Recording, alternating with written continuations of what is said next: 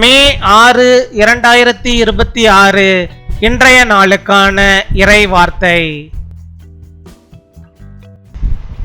கர்த்தர் உங்கள் வாழ்க்கையில் பரிபூரண சமாதானத்தை அளித்து உங்கள் மனதை உறுதியாக்குவார். May the Lord give you perfect peace and strengthen your mind. ஏசாயா 26 அதிகாரம் 3 ஐசாயா chapter 26 verse 3. உம்மை உறுதியாய் பற்றிக்கொண்ட மனதையுடையவன் உம்மையே நம்பியிருக்கிறபடியால் நீர் அவனை பூரண சமாதானத்துடன் காத்து கொள்வீர். என் அன்பு சகோதர சகோதரிகளே, கர்த்தரிலே உங்கள் மனதை நிலைநிறுத்துங்கள். உலகத்தின் குழப்பங்களும் சத்தங்களும் உங்களை கலக்க செய்யலாம். ஆனால் கர்த்தர் உங்களுக்கு பரிபூரண சமாதானத்தை அளிப்பார். நீங்கள் அவரில் நம்பிக்கை வைத்திருக்கும் போது உங்கள் மனம் உறுதியாக இருக்கும்.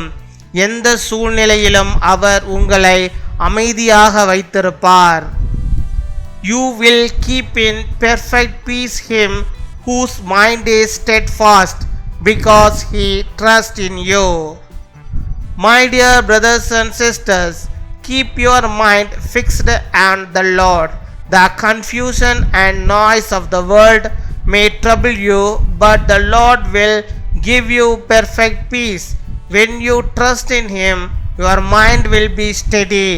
In every situation, he will keep you calm and secure. பின்வரும் ஜெபத்தை நாம் யாவரும் சேர்ந்து சொல்வோம். அன்பான பரலோக தந்தையே, எங்கள் மனங்களை உம்மேல் நிலைநிறுத்த உதவி செய்யும். எங்களுக்கு பரிபூரண சமாதானத்தை அருளும். எங்கள் கவலைகளையும் கலக்கங்களையும் நீக்கி அமைதியை அளித்தருளும். உம்மில் நம்பிக்கை வைத்து வாழ எங்களை நடத்தும். இயேசுவின் நாமத்தில் ஜெபிக்கிறோம். ஆமேன்.